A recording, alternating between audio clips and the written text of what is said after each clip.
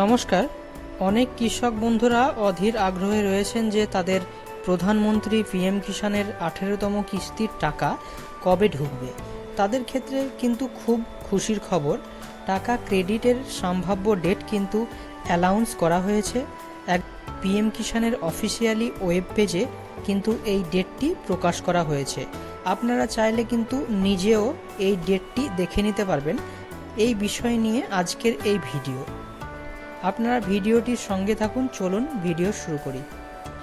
PM Kisan Samman Nidhi প্রকল্পের যে web page রয়েছে সেই ওয়েব পেজ আমি কিন্তু ওপেন করে নিয়েছি এবং একটু নিচের দিকে আপনারা একটু চলে আসবেন।